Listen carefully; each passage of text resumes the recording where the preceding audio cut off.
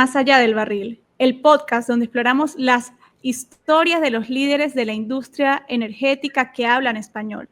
Aquí descubrimos más sobre su trayectoria profesional y personal. Hoy tenemos el honor de entrevistar a Felipe Bayón. Qué lujo contar con usted como nuestro primer invitado en Más allá del barril. Bienvenido y gracias por acompañarnos. Para quienes desean conocer más sobre usted, yo voy a leer un poco de su biografía. Felipe Bayón nació en Bogotá y es ingeniero mecánico de la Universidad de los Andes. Es un reconocido líder con más de 33 años en la industria del petróleo y gas. Fue CEO de Ecopetrol, la mayor compañía de Colombia, donde impulsó la innovación y el crecimiento. Antes de ser CEO, fue director de operaciones de Ecopetrol y anteriormente ocupó altos cargos en BP durante más de 2 décadas, incluyendo vicepresidente senior de BP América y jefe global de respuestas de aguas profundas, además de presidente regional del Cono Sur de BP. Ha sido el gran protagonista de uno de los mejores años de la historia de Ecopetrol, en el 2022. Y en el año 2019 fue reconocido como mejor empresario del año por la República en Colombia. Actualmente es miembro de juntas como Empresas Públicas de Medellín, EPM, Acerías Paz del Río, Fundación Chiís, CESA y Accenture Global Energy Boards. Ha sido orador en conferencias claves como CERAWeek, Reuters, Global Energy Transition, APEC y ADIPEC. Es el referente en energía, líder empresarial y motivador de equipos para desarrollo del sector. Bienvenido, Felipe. Marian, muchas gracias y bueno, un gusto estar con ustedes en esta inauguración y en este lanzamiento formal de Más allá del barril y realmente a ustedes pues un agradecimiento profundo por la invitación y muy contento de estarlos acompañando el día de hoy. Muchas gracias, Felipe. Estamos acá para conocerlo, para saber un poco más de usted como persona, su trayectoria profesional, cómo ha sido la evolución de su liderazgo y cuál es su visión de la industria y del futuro. Queremos entrar en esa persona que hoy día tenemos con nosotros y que es un referente para nuestra región como líder. ¿Qué valores ha tenido usted presentes a lo largo de su trayectoria profesional y que han sido guía para las decisiones que ha tomado, incluso las más difíciles, a lo largo de su carrera? Yo le diría lo siguiente: lo primero que creo que es importante en la vida uno tener claridad sobre cuál es el propósito que uno tiene en la vida, ¿no? Yo digo, ¿qué lo hace levantarse a uno por las mañanas? En español, en Colombia decimos, ¿qué le pincha a uno un nervio? ¿Qué lo hace a uno vibrar? ¿Qué lo hace a uno sentir que tiene, digamos, la posibilidad de hacer cambios y de transformar vidas? Y en ese sentido, tener un propósito es fundamental. También contarles rápidamente, yo estudié ingeniería mecánica porque fue parte de lo que vi en mi casa siempre. Mi papá era ingeniero mecánico y también era ingeniero industrial y él trabajaba en la industria automotriz, los carros, ensamblando vehículos, haciendo vehículos. Y yo siempre quise trabajar en esa industria. Salí del colegio, presté mi servicio militar en Colombia. Entré a la universidad y salí a trabajar en la industria automotriz y rápidamente me di cuenta, casi que a los pocos meses de entrar a la industria, empecé a trabajar antes de graduarme, que yo no quería recibir nada por quien mi papá era en ese momento, que era un ejecutivo muy alto en General Motors, en Colmotores. Y me salí de la industria y me fui a trabajar con productos masivos en Unilever en su momento, y trabajaba con jabones, con desodorantes, con champús, y uno hubiera podido decir, pues, perdió el rumbo, ¿no? Este señor se desvió, este señor está yendo para otro lado, pero vuelvo al tema del propósito, por eso ponían ejemplo. Y más que específicamente hacer algo puntual en la vida, el propósito era poder, de alguna manera, trabajar en algo que ayudara a transformar vidas de las personas. Y después de eso es que entro en la industria de oil and gas, en la industria de petróleo y de gas en el año 91, con la compañía Shell. Entonces, creo que, a ver, uno en la vida dice, quiero hacer algo específico, pero más que esa labor específica, que una descripción de cargo, es uno poder decir, oiga, tengo una visión de futuro, tengo una visión de mi propósito en la vida, y si uno pues lo puede lograr, muchísimo mejor. Excelente. Entonces, en esa reinvención y en esa mudanza, si mira hacia atrás en su trayectoria, Felipe, ¿hay alguna experiencia o anécdota que considere punto de inflexión en su vida profesional y cómo lo marcó y qué aprendió de ella? Pues yo creo que hay muchas y yo diría que uno pues tener la oportunidad, por ejemplo, de estar en diferentes áreas de la industria, ¿no? Diría, haber estado sin ser experto en subsuelo o en exploración, trabajando con exploradores o trabajando con la gente de subsuelo, hacer turnos en taladros de perforación, hacer turnos en taladros de workover y de mantenimiento y de intervención de pozos, estar en operaciones, estar en áreas comerciales. Entonces, tener la posibilidad uno de participar de diferentes actividades y sobre todo de aprender de los demás. Piense que uno cuando llega a un puesto, uno dice, oiga, ¿cuál es la descripción del cargo? ¿Qué tengo que hacer? ¿Cómo son los procedimientos? ¿Cuál es el presupuesto? ¿Cuál es el plan de trabajo? Pero raramente o rara vez uno piensa en, bueno, ¿quién? ¿Quién es la persona que sabe? ¿Quién me puede ayudar? Y yo creo que es uno de los desafíos que tenemos hoy, sobre todo con tanta conectividad, con todo el tema de tecnología que es absolutamente espectacular, pero no tenemos que perder de vista el relacionamiento con las personas. Y en ese sentido, haber estado expuesto a grandes mentores, grandes profesores en la carrera fue importante. Y lo otro que diría es que uno aprende mucho de los errores. Y es importante, como dicen los emprendedores hoy en día, ¿no? Dicen, si tú vas a fallar, por favor, falla rápido y falla de una manera que sea barata, que no sea costosa, ¿no? Fail fast and fail cheap, dicen. Entonces uno dice, ¿cómo hacemos para aprender de esos errores y decir, oiga, primero, pues todos nos estamos, digamos, expuestos a equivocarnos? El líder tiene que reconocer que se equivoca, que no tiene todas las respuestas, que necesita pedir ayuda, que debe rodearse bien, que es vulnerable. Y podemos hablar más sobre liderazgo, pero también hay de esas oportunidades donde uno dice, oiga, no estoy seguro que tomé la decisión adecuada.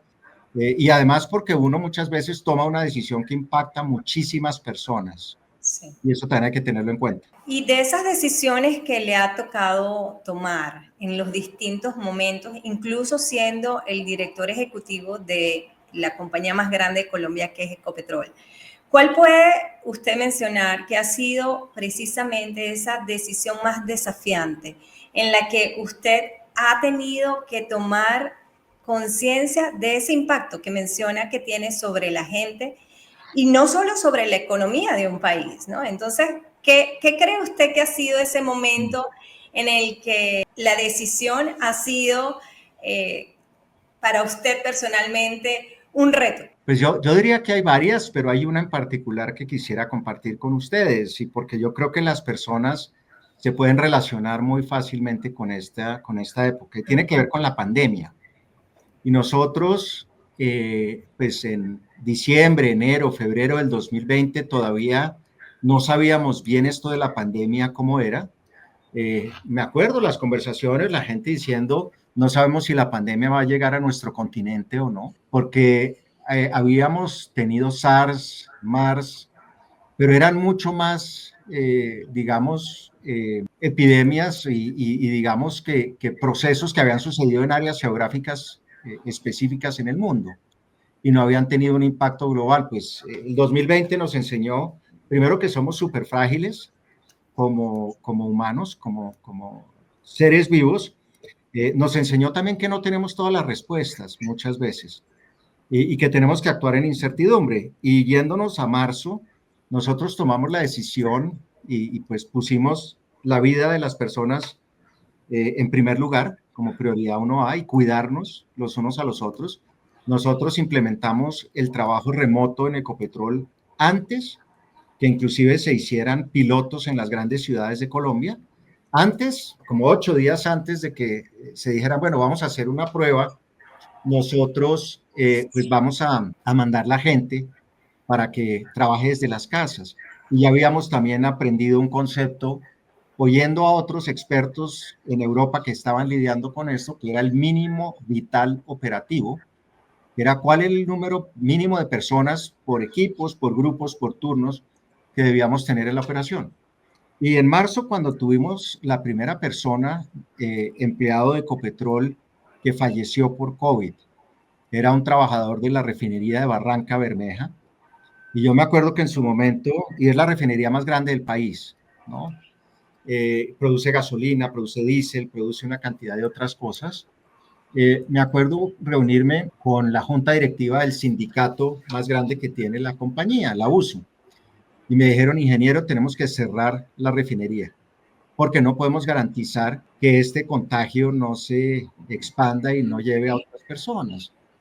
Y pues era un momento difícil, porque uno podría decir, cierro la refinería y protejo a la gente, pero cierro la refinería y paro el país, porque no vamos a tener gasolina, no vamos a tener diésel. Y si bien estábamos requiriendo mucho menos combustibles, porque la mayoría del país estaba encerrado, teníamos no solo los camiones llevando suministros esenciales y vitales, médicos, de alimentos, logísticos, de ropa, de mil cosas, teníamos también vuelos humanitarios, teníamos vuelos de Fuerza Aérea, y la decisión en ese momento fue levantar la mano y pedir ayuda. Y es algo que uno muchas veces como líder no se atreve a hacer. Dice, es que si pido ayuda van a pensar que soy vulnerable, que no me las sé todas, que no tengo las respuestas. Yo levanté la mano y un equipo, se desplazó un equipo experto del Instituto Nacional de Salud, fue a la refinería, revisaron en detalle protocolos, nos dijeron, mire, hay unas cosas que hay que ajustar de uno de las plantas más grandes de la refinería y logramos hacer los ajustes.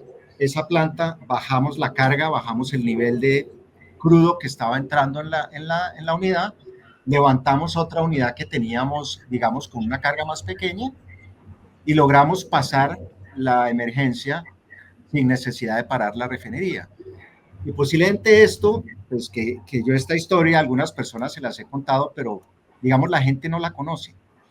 Y si hubiéramos tenido que parar la refinería, pues hubiéramos dejado al país sin combustibles y hubiera sido una situación muy difícil. Entonces, ahí uno se da cuenta que a veces pues uno no debe tener todas las respuestas. Y les cuento ahorita pues algo que me sucedió varios años después en un aeropuerto esperando un vuelo. Se me acercó una señora y me dijo, presidente, gracias, porque usted nos cuidó desde el primer día. Yo ya había salido de la compañía, yo ya no era presidente de la compañía. Y esa señora me dijo, porque usted me cuidó a mí, cuidó a mis hijos en su momento, y me dio las gracias y me dio un abrazo. Entonces uno dice, esas cosas de alguna manera valen más que cualquier reconocimiento desde el punto de vista de decir, hicimos algo que impactó de manera positiva a las personas. Entonces, pues ese es un ejemplo que se me viene a la cabeza en términos de decisiones que son difíciles, que hay que tomar a veces con estrés, con presión y sobre todo pues con un impacto potencial de muchas personas. No, Felipe, súper interesante y así, realmente el COVID a todos nos impactó de diferentes formas, ¿no? Pero usted tenía una responsabilidad con una organización, pero también con un país y eso se conecta a con lo que usted inició, que es el propósito, ¿no? El propósito de por qué estamos y qué es lo que estamos devolviendo a la comunidad. Y sí, esa decisión que fue potencial, luego en años ya le confirmaron, miren, me salvó a mi familia y qué lindo conectar de ese modo en un lugar random que es el aeropuerto, ¿no? Y ahora bien, hablando un poco más de las transiciones que ha tenido en su carrera, después de 2 décadas en VP, después de haber pasado por varias sesiones de varias áreas en management, ¿y cómo vivió esa transición de pasar una corporación como de BP a Ecopetrol? ¿Cómo fue la parte de la preparación para asumir ser el COO y luego el CEO? ¿Qué fueron esos elementos que trajo usted en su bolso para poder ejecutar esas 2 posiciones? Gracias, Marian. Y pues te diría lo siguiente. Primero, uno en estas cosas, como cualquier cosa en la vida, cualquier cargo, cualquier responsabilidad, es otra vez decir, oiga, esto de alguna manera se alinea con mi propósito. Y yo, primero, pues llevaba muchos años viviendo por fuera del país. Había vivido en varias geografías, en varios continentes. Cuando se presenta el proceso para seleccionar al CEO de Ecopetrol en el 2015, Yo participo del proceso y yo pierdo el proceso. Y hay otra persona que es escogida como CEO, Juan Carlos Echeverri. Eso fue en abril del 2015.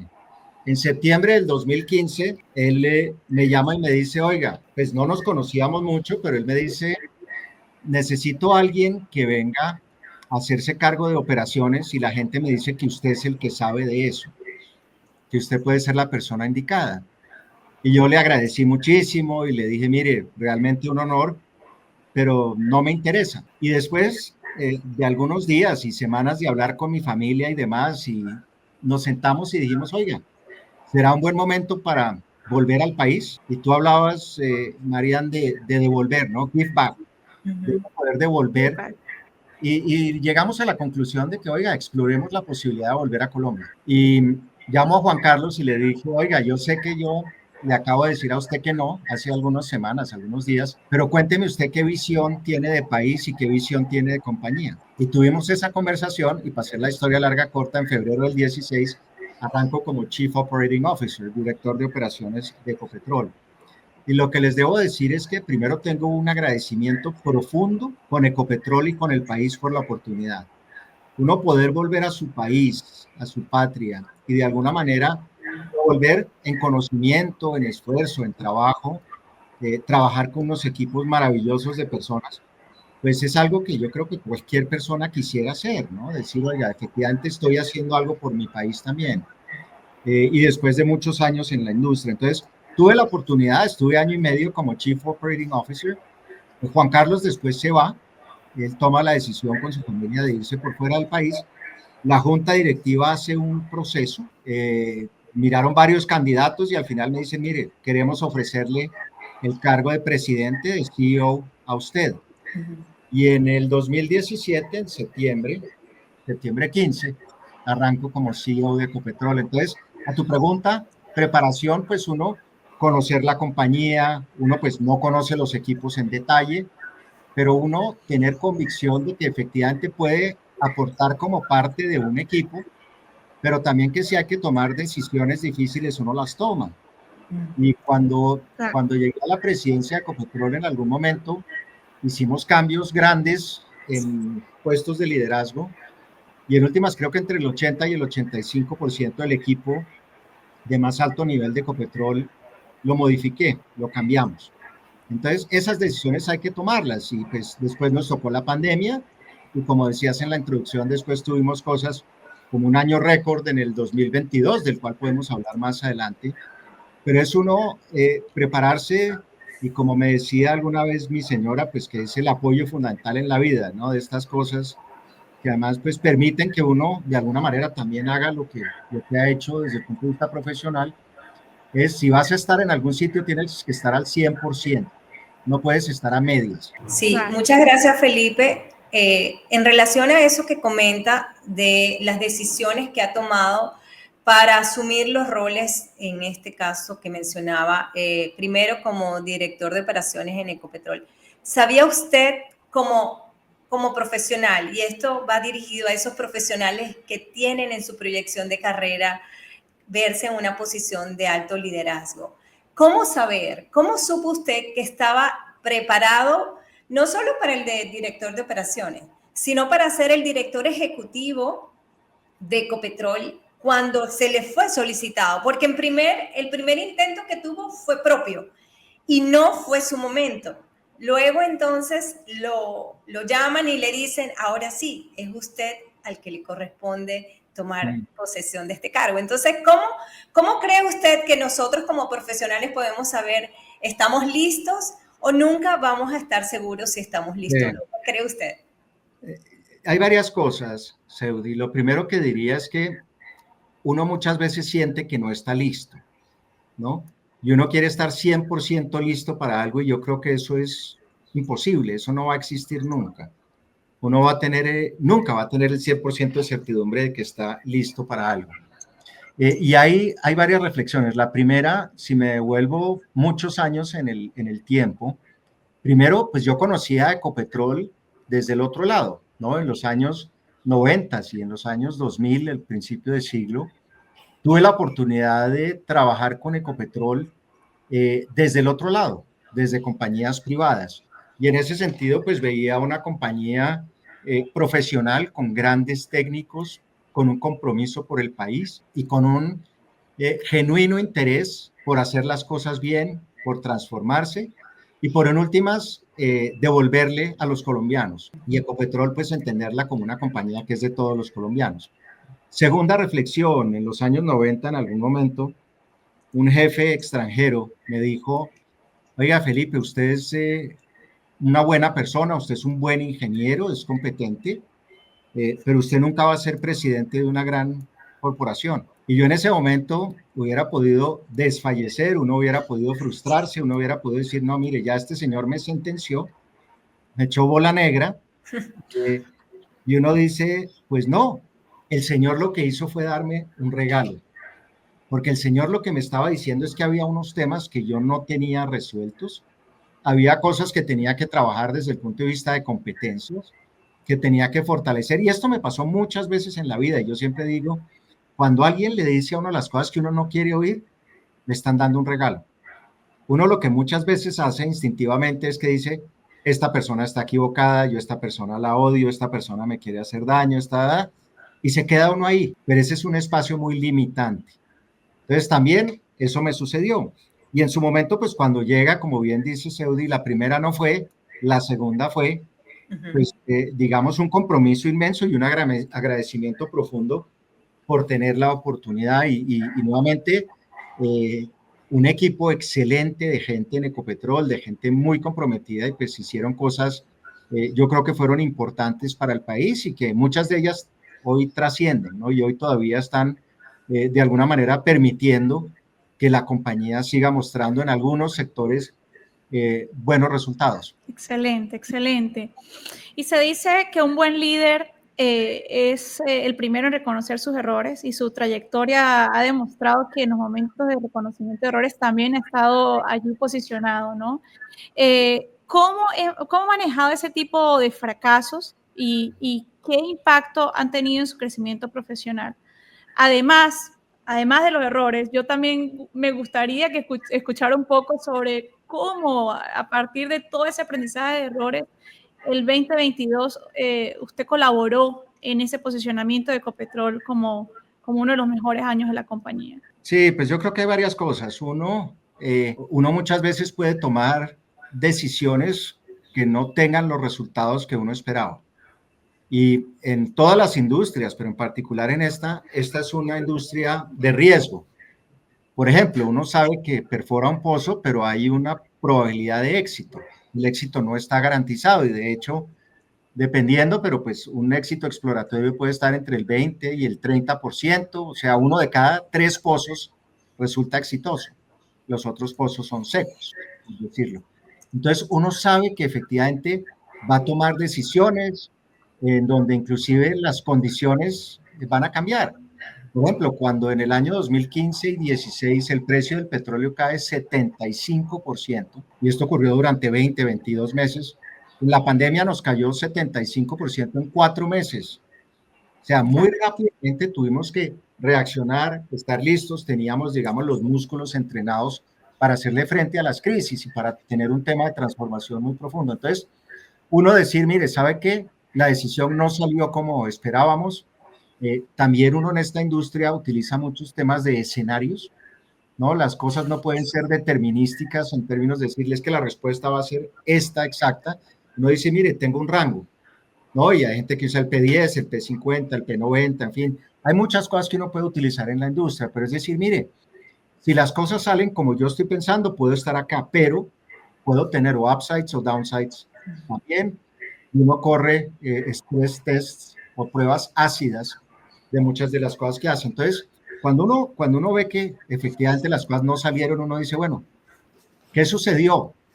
Y entonces, así como uno hace forecasting, uno puede hacer backcasting. Uno puede mirar hacia atrás y decir, oiga, ¿qué me pasó? ¿Qué cambió? ¿Qué tengo que ajustar en un proceso, en términos de los equipos? ¿Qué tenemos que mejorar y modificar? ¿Qué tenemos que modular?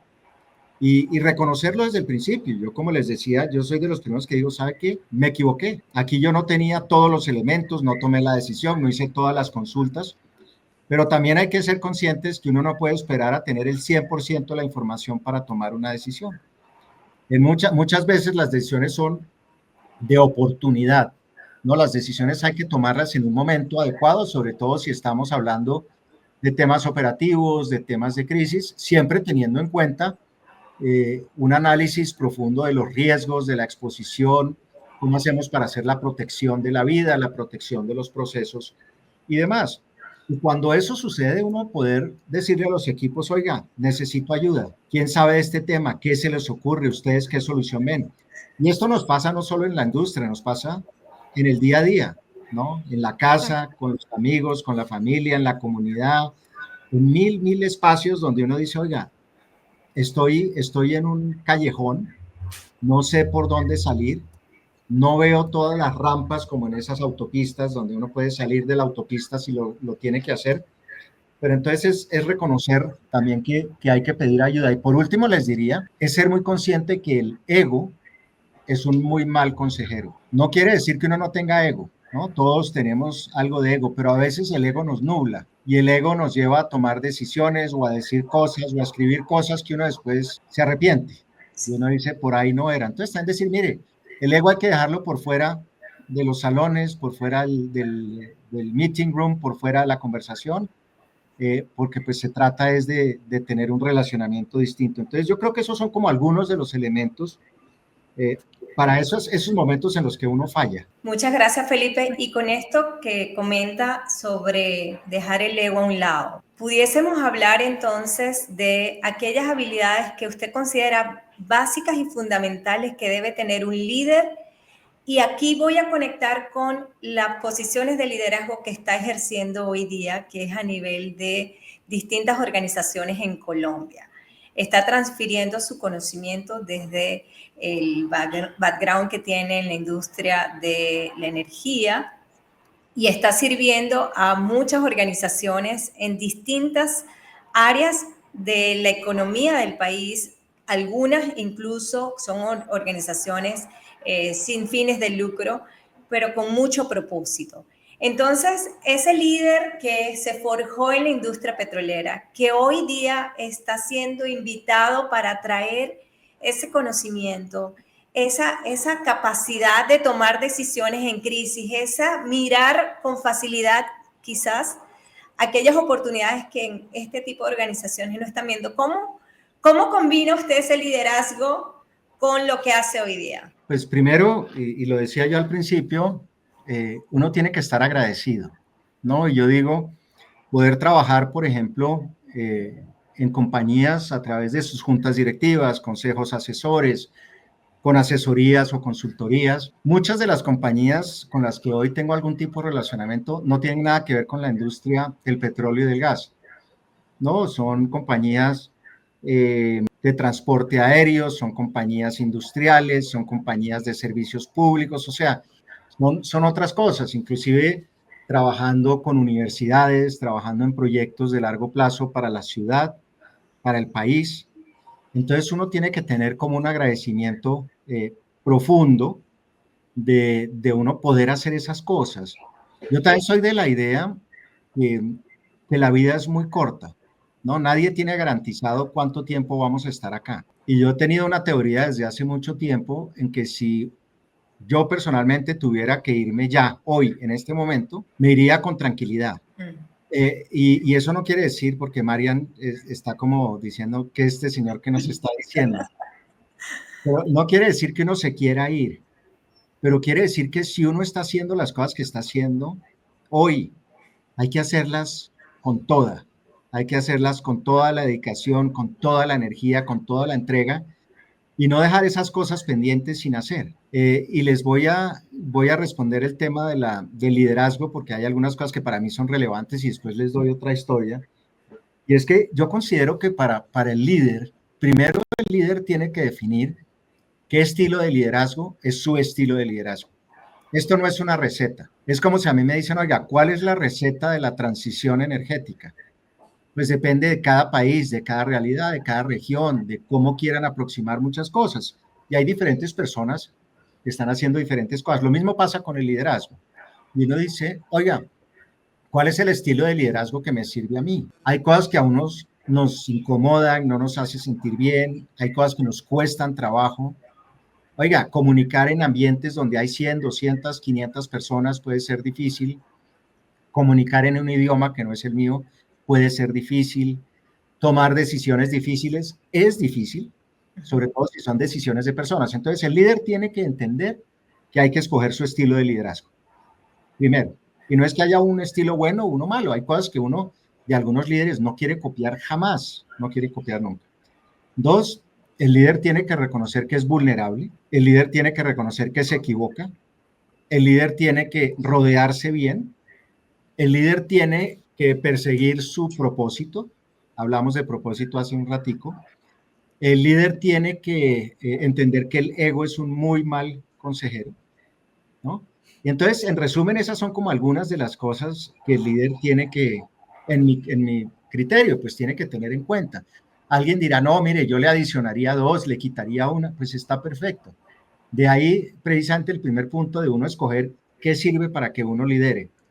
Importante también entender que uno debe entender que el liderazgo no es un tema de un cargo, de un título, de qué tan grande es el letrero que tengo afuera de la oficina. Uno puede liderar desde cualquier posición. Entonces, eso digamos que sería lo primero que les diría. Y lo otro, y tiene que ver precisamente con una historia, y es que en el año 2021, yo muy formal y muy juicioso, como decimos en Colombia, con todos mis exámenes médicos y demás, y me hice pues todos mis exámenes del antígeno prostático, y el médico me dijo, oiga, quiero hacer otro examen y una ecografía y bueno, una resonancia, y después quiero hacer una biopsia, y pues uno se hace los exámenes sin ningún problema. Y para hacer la historia larga corta, en marzo me dice, tenemos los resultados, me llega un correo electrónico con los resultados. Yo estaba de viaje con la familia y yo no abro el correo con los resultados de la biopsia. Yo espero 10 días a tener la cita con el médico. Me siento con el médico y el médico me dice, Felipe, te tengo muy malas noticias, tienes cáncer. Y esto fue en marzo del 2022. Y entonces, otra vez, acuérdense el punto de uno levantar la mano y pedir ayuda. Y yo le dije, bueno, doctor, usted es el que sabe de esto, ¿qué hacemos? Me dijo, tenemos 3 opciones. La primera, no hacer nada. En la vida uno siempre tiene la opción de no hacer nada. Y uno muchas veces escoge la opción de no hacer nada. Puede ser la opción correcta. Segundo, radiación. Y tercero, cirugía. Y le dije, ¿y usted qué me recomienda? Y me dice, no, por su edad, por cómo están las cosas, pues primero hay que confirmar que no haya metástasis. Yo le recomiendo la cirugía. Le dije, bueno, por ahí en septiembre o así. Me dijo, no, no, tampoco. Y en junio nos hicimos la cirugía y salió todo muy bien. Y ya pues este año cumplo 3 años. Y yo digo, esas cosas son regalos que le da a uno la vida, porque le permiten a uno ver la vida con un lente distinto. Y la gente me dice, oiga, ¿usted por qué habla de este tema? Y yo les cuento una historia muy cortica. Yo esta historia se la conté a un amigo, y mi amigo se hizo el examen, y él tenía cáncer y no sabía. Wow. Se operó y hoy está vivo. Claro. Entonces yo digo, ya con esa persona, ya se cumplió el objetivo de haber contado la historia. Pero yo la cuento y le pregunto a las personas cuando estoy en una conferencia, en una reunión o cuando pues, tengo oportunidad de hablar con gente, le digo, ¿ustedes ya se hicieron sus exámenes este año? Las mujeres son mucho más formales y juiciosas y disciplinadas que los hombres. Pero bueno, les dejo un mensaje. Si les puedo dejar un mensaje es tomar el control de nuestras vidas en nuestras manos, parte o inicia por algo como tan sencillo como eso. Poder uno tener certidumbre que desde el punto de vista de salud estamos haciendo todo lo que se puede hacer para asegurar que estamos bien, ¿no? Y ese es un consejo muy importante. Sí, sí, no, excelente, Felipe. La verdad que desde ahí también muestra cómo el liderazgo transformacional no es solo para las organizaciones, sino también en la vida propia, ¿no? Y con esa conexión, y gracias por compartir la historia con nosotros, un llamado para todos y para nosotros que estamos acá hoy compartiendo con usted esta entrevista. La importancia del propósito del liderazgo es fundamental. Y nosotros, antes de cerrar, nos gustaría que usted nos comparta, nos deje un legado como último consejo que hubiese querido escuchar hace tiempo atrás, o sea, el Felipe hace tiempo atrás, un consejo que hubiese querido escuchar, que usted diría, si yo hubiese sabido eso hace 20 años atrás, 30 años atrás, creo que mi camino se hubiese ajustado de esta forma, o lo descubrió mucho tiempo después porque alguien vino y le dio el consejo, o lo descubrió porque, bueno, cuando encontró los resultados, digo, bueno, si hubiese colocado este punto un poco antes, ya hubiese encontrado resultados. Sería interesante escuchar ese consejo de su parte para nosotros poder traerlo y anotarlo en nuestra lista de cosas para transformarnos como usted en unos liderazgos de diferenciación de este mundo, ¿no? Gracias, Mariana. Y yo diría, y me pones a pensar, pero habría algo, y está perfecto, está buenísimo, es no procrastinar, ¿no? Y uno dice, ¿eso qué tiene? ¿Eso qué es? Y tiene que ver con cuando uno pelotea y pelotea y pelotea una decisión, porque a veces cree que la decisión se va a tomar sola o que los problemas se van a resolver solos. Y si algo he aprendido en la vida es que los problemas no se resuelven solos, los problemas hay que resolverlos. Y muchas veces hay que intervenir y hay que intervenir de manera decidida y de manera rápida. Entonces, obviamente mirar hacia atrás es más sencillo y es como el lunes por la mañana todos somos técnicos o de fútbol o de cualquier deporte, o sea, hubiéramos hecho distinto la alineación, hubiéramos jugado distinto, pues si hablamos de ese deporte, pero puede ser béisbol, puede ser básquet, puede ser cualquier cosa que hagamos en la vida, siempre es más fácil mirando hacia atrás. Entonces, es tomar decisiones de manera rápida. Y uno decir, oiga, tengo la mitad de la información, no voy a tener más información. Y a veces, pues, es arriesgado, pero hay que ser decidido y tomar esas decisiones porque inclusive demorar a veces decisiones pueden ser perjudiciales para el clima y la cultura, el clima organizacional, la cultura de una organización, para el mismo negocio, para 1000 temas. Entonces, esa es una cosa y pues a veces es difícil, a veces nos da angustia tomar decisiones, podemos sentir estrés y no nos atrevemos, pero yo diría, un consejo, no nos quedemos tanto pensando a veces en esas decisiones, analicémoslas bien, hagamos los exámenes en profundidad, pero tomemos las decisiones de manera rápida y de manera decidida. Muchas gracias, Felipe. El tema de la procrastinación es un tema hoy día y quiero añadir algo brevemente sobre eso, que también es una herramienta que utiliza nuestro cerebro para alejarnos del estrés que nos produce tomar esas decisiones complejas o asumir esas tareas tan difíciles que estamos dejando en pausa o quizás le estamos dejando no la prioridad que debíamos porque nos está protegiendo el cerebro. Entonces tenemos que entrenarnos para ir adelante con esas decisiones que son difíciles. Agradecemos que nos haya compartido toda su experiencia en este breve espacio con estas preguntas que hemos preparado para conocer un poco más sobre usted, sobre su liderazgo y sin duda estamos muy felices de que nos haya dejado su legado con estas palabras que nos ha regalado en el día de hoy. Con esta intervención en este primer episodio estamos seguros que Más Allá del Barril tendrá muchos invitados de su talante, esperamos que así sea. Esperamos también que podamos explorar lo que hay más allá de los retos, más allá de los límites y más allá del barril con este podcast que estamos iniciando. A nuestra comunidad, si les gustó este programa, compártanlo, únanse a nuestras redes. Podemos conectar a través de los canales de Spotify, Apple Podcast, como Más Allá del Barril. Vamos a estar en el canal de YouTube de Flipping the Barrel. Y antes de cerrar, Felipe, quisiéramos escuchar su despedida para que a toda nuestra comunidad de la industria petrolera y de la industria de energía en Latinoamérica y todos los que hablamos español se lleven de su parte. Cuéntenos.